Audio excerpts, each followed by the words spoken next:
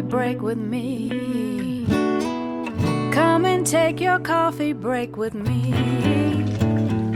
Come and take your coffee. Come and take your coffee. Come and take your coffee break with me.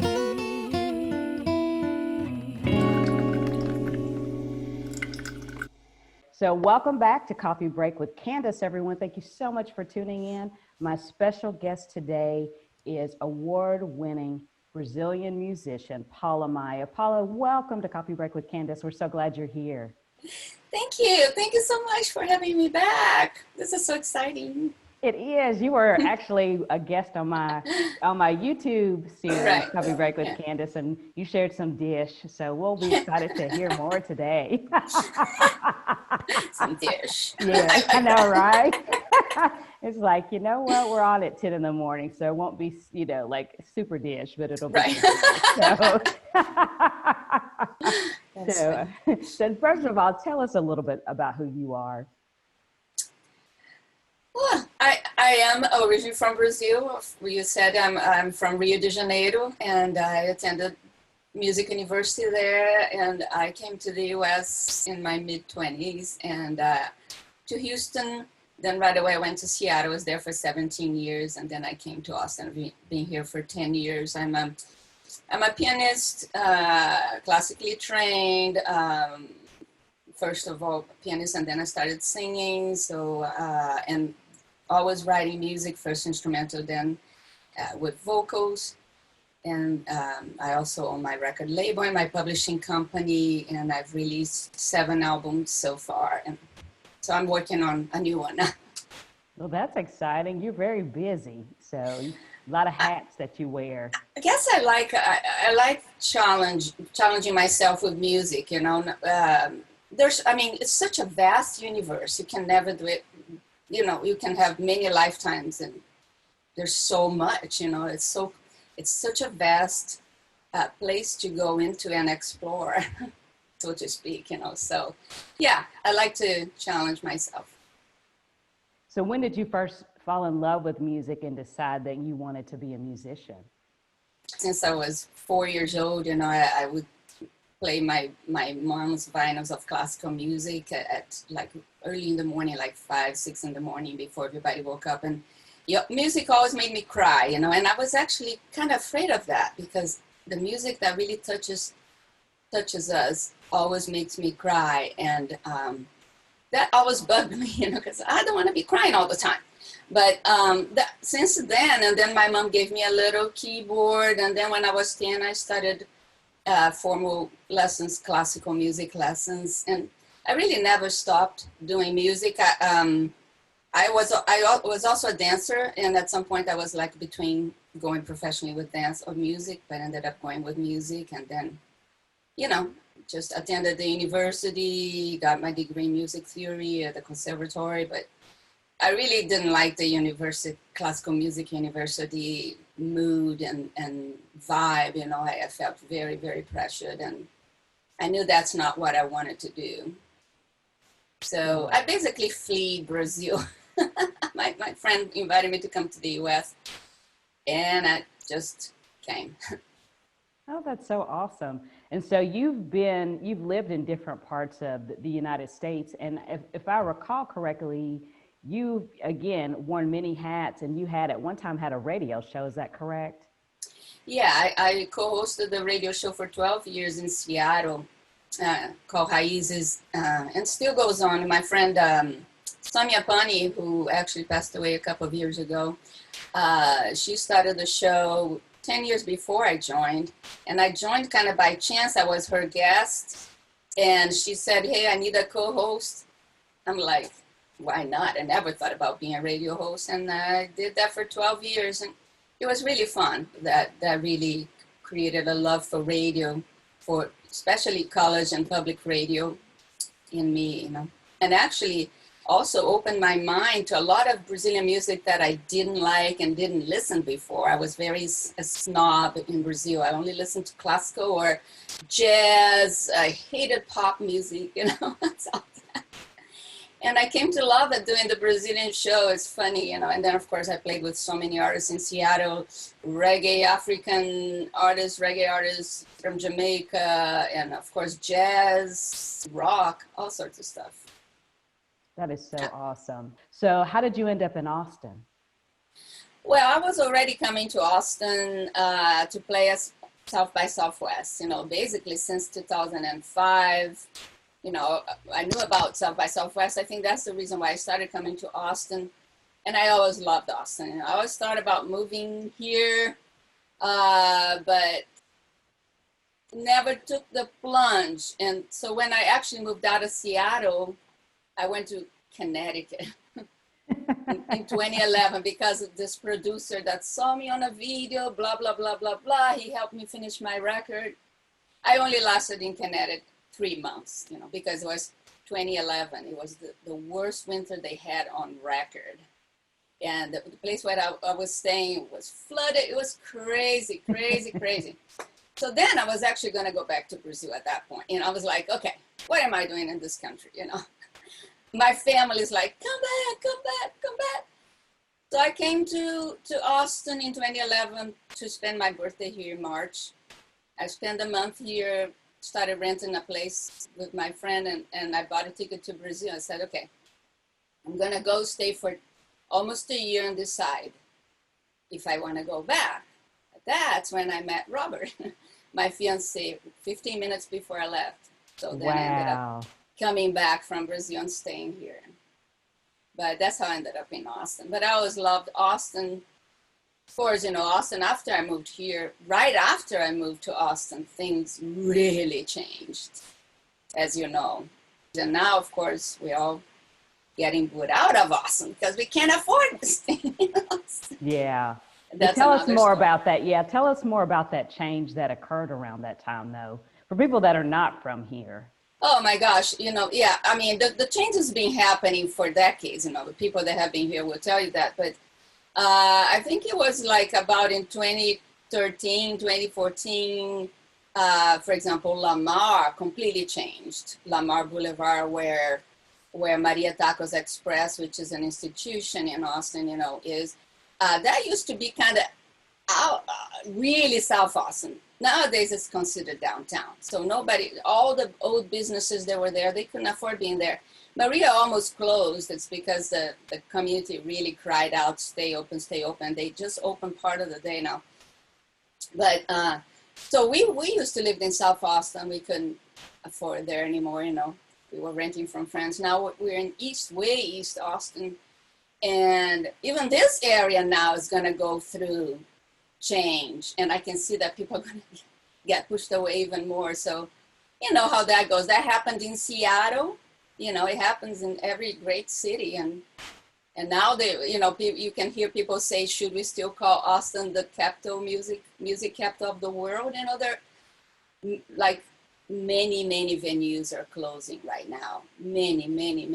We're going to end up, they say, with just about 15 live venues next year. Are you serious? Yeah. I didn't realize that. Wow. Yeah. It's well, you know that 121 closed. Yes. Flamingo Cantina is not doing well at all. Really? So I don't know what they're going to do. Of course, North Door closed. The Sahara Lounge didn't close because they're getting a lot of support from the city and from the world music groups that I'm part of. So we're trying to keep the Sahara Lounge open because it's the only place that really presents world music or world beat music. But yeah, I mean, it's Austin is going through a very tough period for musicians right now. It's hard. It definitely has been a challenging time for full-time musicians like yourself, and I hate seeing the things that are happening, and am hopeful that there is going to come a point where we can do live music again safely, and and restore that to Austin, which is what makes it so unique and special, as you mentioned. Yes. Yeah. And so during this time with COVID and all of the changes, I know you've done a couple of things, one of them being you've got a happy hour that you do, a virtual happy hour. Can you tell us more about that? Yeah, I started that in, I think it was May. I started doing this called Brazilian Jazz Happy Hour with Paula Maia because, everybody was stuck at home. And people seem to like a lot. So I did about 9 shows, but I decided I had to take breaks. I can't be on the every week doing that without a break because it's kind of crazy. You have to do it all yourself at home. There's nobody here. You don't feel the live audience. So I decided to take a break, and now I'm going to start season 2 next week. So it's every Tuesday at 5:30 p.m. Central Daylight Time, Central Standard Daylight Time. So 5:30 p.m. here in Austin, every Tuesday night for 1 hour. You can listen to some Brazilian jazz and also hear some stories about songs and things like that. Awesome. So that's one thing I started. And the other thing is my radio show on Spotify, because I miss having a radio show, but I don't want to do it on a radio station again, because it's a lot of time commitment. Although it is a lot of time commitment too when you do it yourself. But I'm enjoying because I wanted that radio show. I wanted that to listen to, basically. So it's about 2 hours, sometimes more, that I do every Saturday morning. So you can just go there and listen and follow the playlist. Just go to my website, paulamaya.com, and there's a link to the Spotify, and you can follow my radio show there. So anyway, that's a lot of information, but that's what I've been doing. Yeah, but it's good that you're keeping busy and doing some interesting work. I'm recording a new album too. Oh, okay. So no rest for the weary. So I'm like, oh my gosh, you are busy. So look who's talking. So anyway, this show is not about me. So I did want to ask you, so where do we find your Brazilian Jazz Happy Hour show? I've been doing on Facebook, basically just go to my Facebook page. Even if I do in another platform, I will post there. So just go to Paula Maya Música on Facebook, and I start the live stream right there at 5:30 p.m. on Tuesdays. Awesome. And then for your radio show, how did this opportunity come about for you with Spotify? Well, actually, quite frankly, as a secret, anybody can do this, I was very confused about Spotify, very confused for years, So I was determined to understand a little bit better, and actually doing this radio show helped me understand how Spotify works, basically. And I'm calling a radio show, not a playlist, because I do it every Saturday. Every Saturday morning, I do the show. So even though you're not going to hear me speaking, it's as if I was doing a show on the radio every Saturday. Every Saturday, that show changes. So you only have 1 week to listen to each show. I do post the playlist on my website, on my blog, if you want to know what I played. But you only have the chance to listen to that show for that week. And then it changes on Saturday. Oh, wow. And how do you pick your songs for your show? Oh, I'm very talented. I love doing that because, well, there's so many artists out there, right? Yes. I'm also a member of the Grammys, so I know a lot of new artists I know through that, the people that are submitting music to the Grammys, so that's pretty cool. And I just love the diversity of Brazilian music. I remember when I was doing my show in Seattle, and I started doing my radio show with Samia. Samia was very traditional, bossa nova, girl from Ipanema, which is great. But I started bringing other stuff, like even Brazilian rock. And man, I was getting hate phone calls, okay? People were like, this is not Brazilian music. Oh yeah, people were mad at first, but then they got used to it and liked it, right? So and that's what I do with my show. I play bossa nova, I play baião, I play afoxé, maracatu, I play pop music, MPB, everything, and I've been playing a lot of women. That's very important to me. So definitely at least half, actually more than half, is being women artists. And I always try to bring new artists, that I find new artists that are out there, because always the same people, who can't take that, right? So Yeah, it's fun. I mean, it takes me 4 hours to do that show. I didn't think it would take me that long. Yes. It takes me 4 hours to actually do the show, and then create the I write down the playlist all by hand, and then have to post on my blog. So, before I started doing, I decided, okay, do I really want to do this? Why am I doing this? And I decided, yes, I do want to do this. I do want to do this because I love this music, and I want to put in one playlist about 35 songs, everything that I'd like to hear this week, and that I think other people will like too. Oh, that's so incredible. Wow. I love that. Yeah, it's fun. It's fun. And tell us about the new music that you're working on. So I think it's going to be first just instrumental piano. And my intention is also to release the book with it. Oh, So that's people cool. can buy the chart, the transcription to piano. And they will know how to play that music on solo piano. And then so 20 songs instrumental, and then I'm not sure, I'd like to put the vocals too, and I'm not sure if it's just going to be piano and vocals, Anyway, just all these ideas. I'm just trying to do one thing at a time. So right now I'm almost done finishing recording the piano of all the songs. So that's what I'm doing. Wow. So I know your current single, Refugee. Can we talk a little bit about how that came into being and what you're doing with that particular song?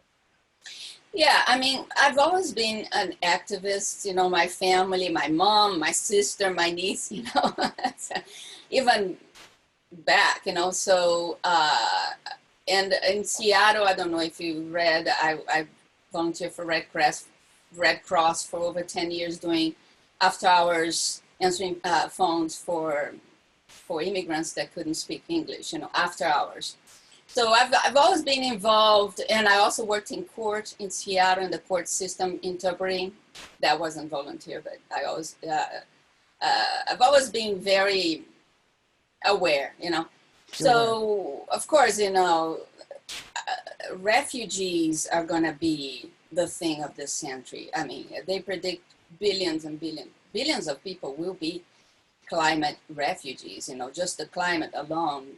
Right now, just a huge refugee camp in Greece just burned down, and people don't want to go to another refugee camp because it's like a prison. They can't find water, they can't find food. So anyway, and then here, on the border of Mexico, I just couldn't believe what was going on, in the heat of children getting put into cages and all that stuff.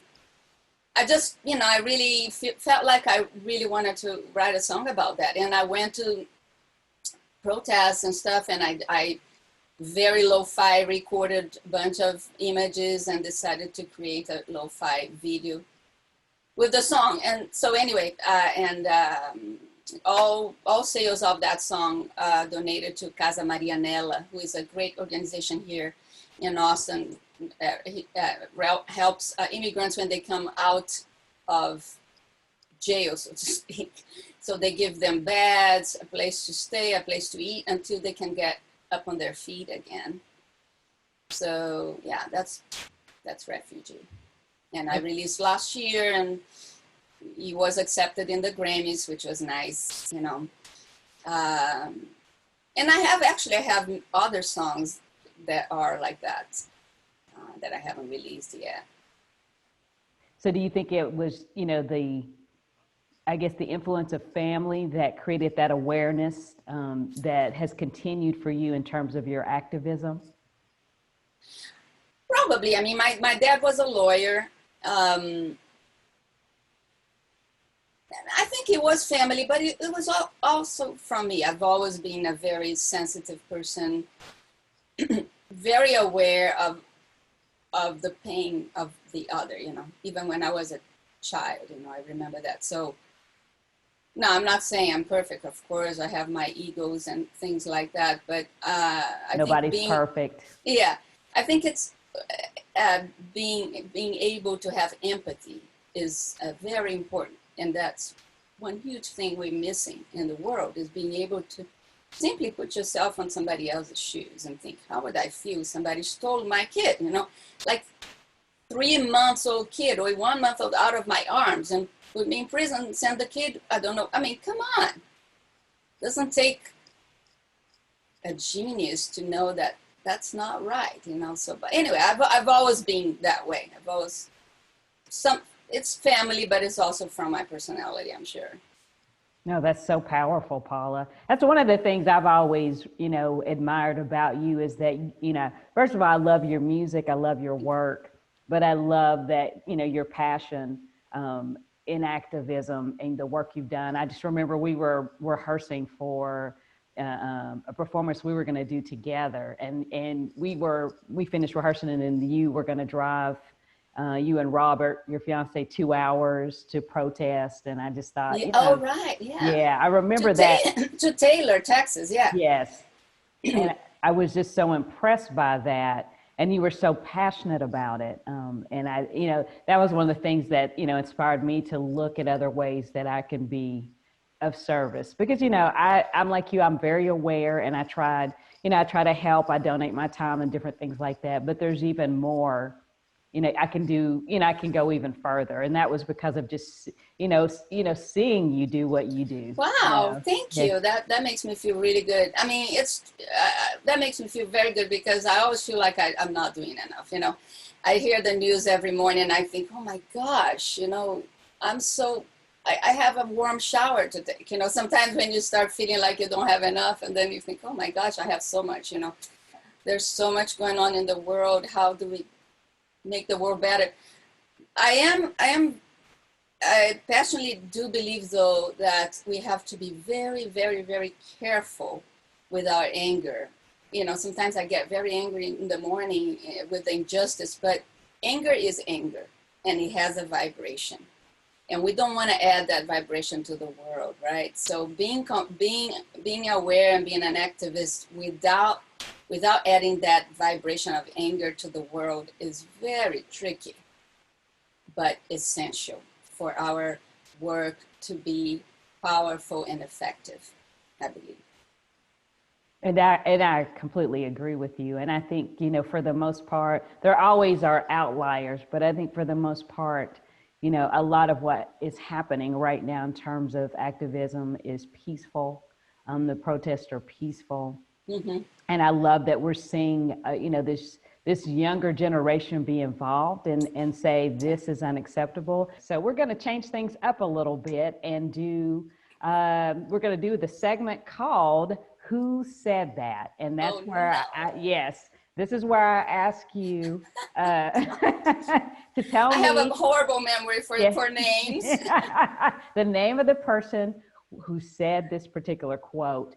And if you get it correct, what I do is give a modest donation to the charity of your choice. And so, nice. So what charity would that be for you? Well, let's do Austin Justice Coalition for this one. Okay, fantastic.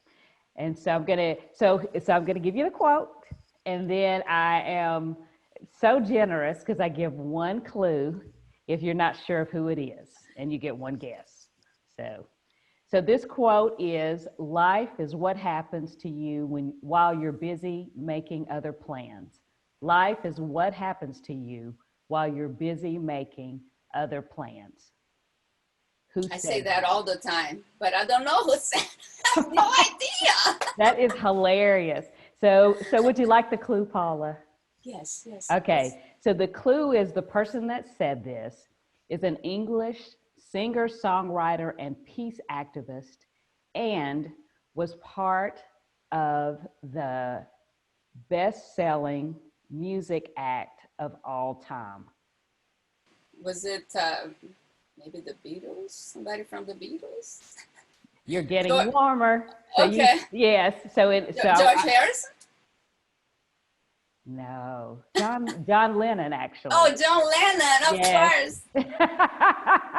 But at least you were in the vicinity. See, I forgot John Lennon was English because, anyway.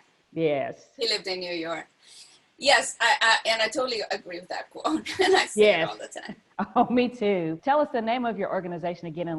The Austin Justice Coalition. Wonderful. They they help African Americans in Austin. In fact, I was Refugee. The song is also on the compilation that donates to the Austin Justice Coalition that was released in July. So it's a great organization. Yeah. That's so fantastic. And so any final words before we go? This has been such a fun interview. And of course, as always, it goes by so quickly. I know. I guess my final words is live in the present moment. And that's exactly what John Lennon was talking about. You know, we make plans, we think, but the truth is, thoughts are great, but not to be used all the time. Meaning we don't have to think all the time. If you're thinking, you're not in the present moment, unless you're thinking something that it's right now to be resolved. If you're thinking about tomorrow, if you're thinking about yesterday, if you're thinking about 1 hour from now, you're not in the present moment. And that's how we all live. It's considered normal, but it's not. And it's this, I think that's the core thing that is destroying us and our planet. So live in the present moment and check my website. Yes, both are, yes, very powerful words and true. Let's definitely check out, yes, live our lives in the present and check out your website. After the interview, we're actually going to play Paula Maya's refugee video. Very, very powerful video. So please stick around and enjoy that. And we'll see you next week. Have a great day. Thank you so much, Candace. I love you. Love you. Thank you. Fugimos da nossa terra, consumida pela guerra, a pobreza e a violência, a dura sobrevivência.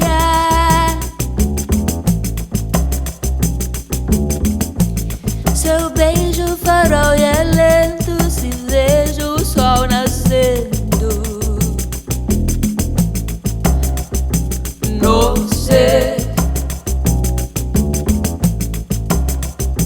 No sé.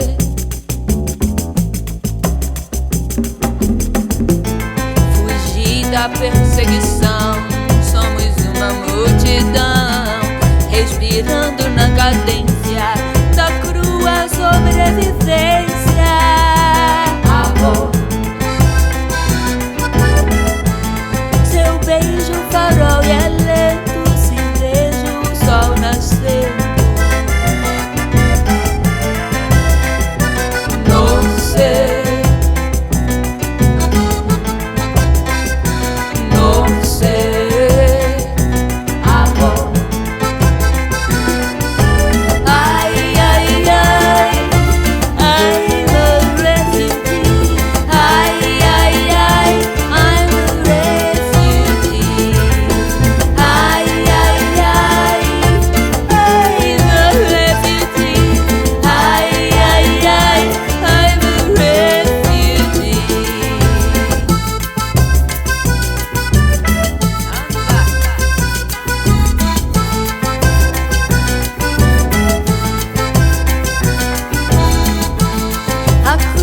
Sobrevivência, tristeza e violência, respirando na cadência da dura